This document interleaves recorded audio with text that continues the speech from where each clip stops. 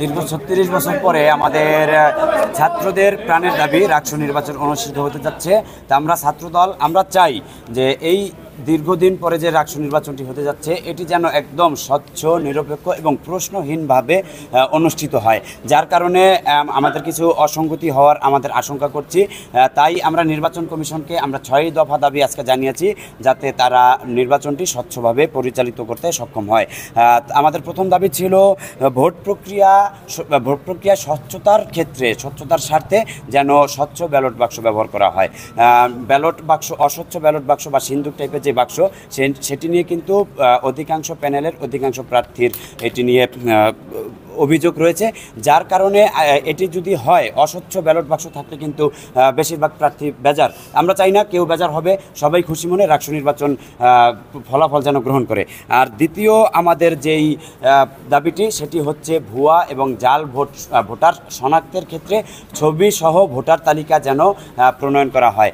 আমরা আসলে ৩০,০০০ শিক্ষার্থীতে কিন্তু সবাইকে চিনে না। আইডি কার্ড শো করে একজনের ভোট আরেকজন যদি দিয়ে যায়, এক্ষেত্রে একটি কিন্তু প্রশ্নবিদ্ধতা থেকেই যায়। আমরা চাই ছবি সহ ভোটার তালিকা আমরা যাতে শনাক্ত করতে পারি। এবং তৃতীয় যেই আমাদের দাবিটি, এটি কিন্তু একটি দাবি যে ডিজিটাল কারচুপি এবং ইলেকশন ইঞ্জিনিয়ারিংয়ের প্রভাব প্রতিরোধে আমরা অবশ্যই ম্যানুয়াল পদ্ধতিতে আমরা ভোট গণনা চাই। আপনারা জানেন, যেখানেই ইলেকট্রনিক ডিভাইস সেখানেই প্রোগ্রামিং, সেখানেই হ্যাকিং। তো যাতে কোনো প্রোগ্রামিংয়ের মাধ্যমে, হ্যাকিংয়ের মাধ্যমে এরকম কোনো প্রশ্ন যেন না থাকে, তাই আমরা এই দাবিটি জানিয়েছি। অবশ্যই ম্যানুয়াল পদ্ধতিতে নির্বাচনের ব্যালট গণনা করতে হবে।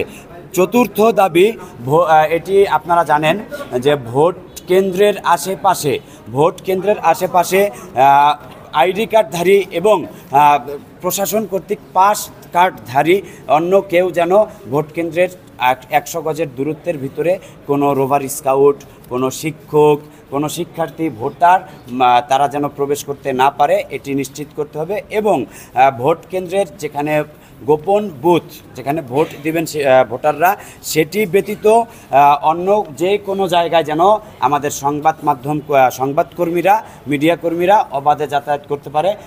যে কোনো জায়গায় কোনো অসঙ্গতি হলে যেন সেটা তারা নিউজের মাধ্যমে জাতির কাছে তুলে ধরতে পারে, এই দাবিটি জানিয়েছি। আমাদের ৫ নম্বর দাবি, লেভেল প্লেইং ফিল্ড বজায় রাখার স্বার্থে যে কালো টাকার ছড়াছড়ি, উপঢৌকনের যে আদান প্রদানের যেই পরিবেশ, এটি বন্ধ করতে আমাদের নির্বাচন কমিশন যেন সর্বোচ্চ সহযোগিতা এবং সর্বোচ্চ পদক্ষেপ গ্রহণ করে। আমাদের ষষ্ঠ যেই দাবিটি, এটি একটি গুরুত্বপূর্ণ দাবি, সমতা এবং ন্যায্যতার ভিত্তিতে যেন সকল প্রার্থীর জন্য একই আচরণবিধি মেনে চলার যেই একই আচরণবিধি হয়। আমাদের প্রশাসন যেন কোনো একটি বিশেষ সংগঠনকে, বিশেষ ব্যক্তিকে আচরণবিধির ক্ষেত্রে কোনো শিথিলতা বা কোনো কঠোরতা না দেখায়, সকলের ক্ষেত্রে যেন আচরণবিধি সমানভাবে প্রযোজ্য হয়। এই ৬টি দাবি নিয়ে আমরা আমাদের নির্বাচন কমিশনের কাছে আজকে আমাদের স্মারকলিপি জমা দিয়েছি। আমরা আশা করছি এই ৬টি দাবি যদি মেনে নেয়, তাহলে ইনশাল্লাহ রাকসু নির্বাচন স্বচ্ছ এবং গ্রহণযোগ্য। ব্যালট বাক্সের ক্ষেত্রে